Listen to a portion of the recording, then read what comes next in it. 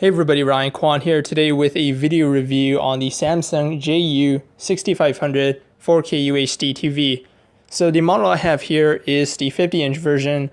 From the 6500 series from Samsung, there are a couple of different sizes. There's a 65-inch, 55-inch, 50-inch, 48-inch, and a couple of other sizes that I cannot remember. But if you're watching this on Amazon, where I will put it up, you can probably see the model sizes in the TV's description. So anyways, regardless of what size you buy for the 6500 series, at the core of the product, you're pretty much getting the same exact thing. Same hardware design, same 4K panel.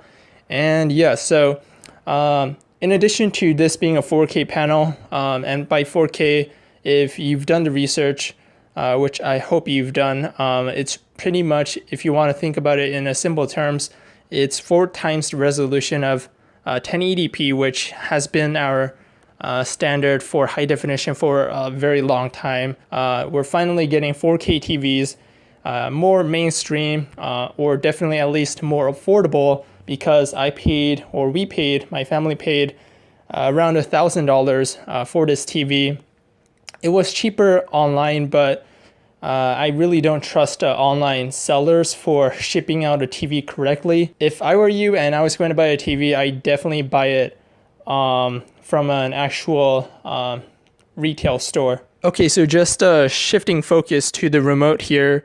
I don't really have time to go over every button on the remote, but you guys can pause it and see the whole layout of the remote. As with any other remote, it's a fairly standard remote, but you do have this unique button here. This is the Smart Up button. I mean, if you've owned a Samsung Smart TV before, it's a very familiar button, but essentially what that button does is it allows you to access the smart functionality of this TV. So these days, pretty much every Samsung TV has Smart TV functionality. So that pretty much means that you can have access to apps, games, and a lot of other cool content. So for people who don't have smart TVs, a viable alternative would be something like a Google Chromecast, which is dirt cheap.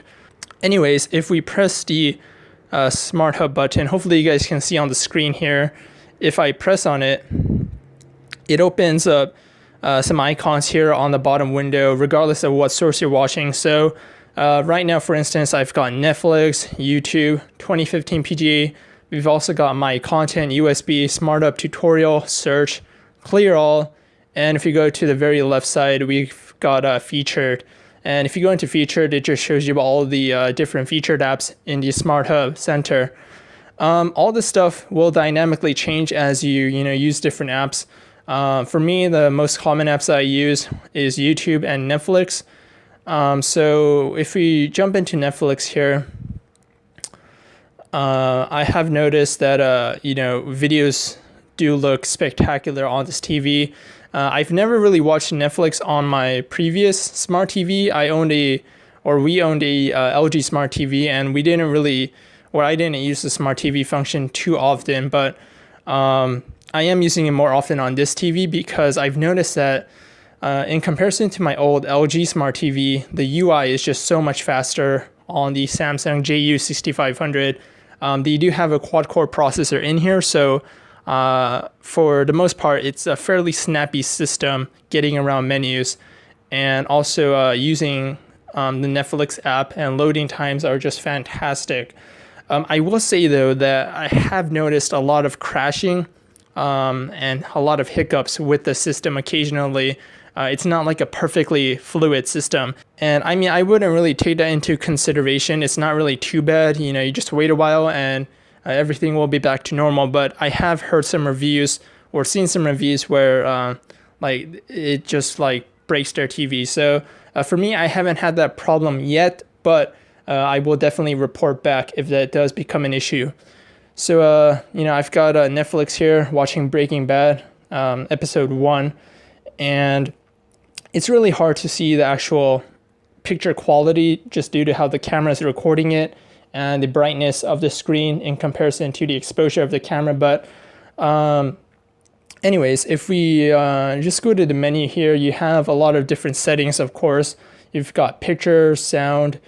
Let's go back here. We've got picture, sound, broadcasting, network, smart hub, system, and support, which is great. So in the support menu, you can actually do a system update over the air. So it'll just, well, first you'll need to connect to a network.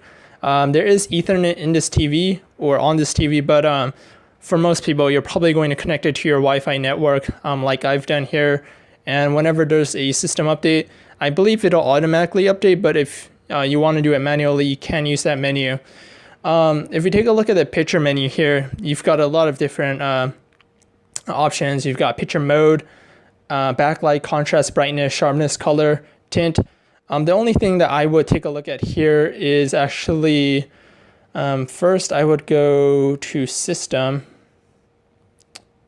Is it here? I would go to system, go to eco solution, and I would honestly turn all this stuff off because I've noticed that as I watch TV, like it does a lot of shifting with brightness, and sometimes the brightness is just too low to actually see anything, so I would turn all that off. And then go back to picture. For picture mode, we've got standard, dynamic, natural, and movie. Right now, I have it at standard, which is, I believe, the most energy efficient, according to that badge there on the right. If you have natural, just looks a bit more natural. Dynamic looks really, really white and like poppy. It's just not something that I would ever use. And then we've got movie, which has, if you guys know anything about film, it's a really flat profile. And honestly, for watching something like Breaking Bad, it looks really, really nice. I do like the movie profile. But for the most part, I would probably just leave it as standard if you don't want to worry about any of that stuff. After you turn off the eco, all that crap, you can adjust the backlight here. I have mine set at 13, but of course, you guys can do all this yourself, but for the most part, I do have things at pretty much default. You do want to take a look at advanced settings. Dynamic contrast is going to be on default high, which is a bit too high, so I would go on medium. That just kind of tones down the contrast. We've got black tone, flesh tone, color space, white balance, gamma. It's pretty much like, you know, you can customize it to your heart's desire. And we've got network, you can set up your Samsung account, all that stuff. So in terms of how I would rate the picture quality, I do like it. The thing with 4K TVs right now is that you're kind of limited in terms of content as far as 4K content is concerned. And for Netflix, you do have some 4K videos that you can watch if you are eligible, depending on your Netflix account and how much you pay.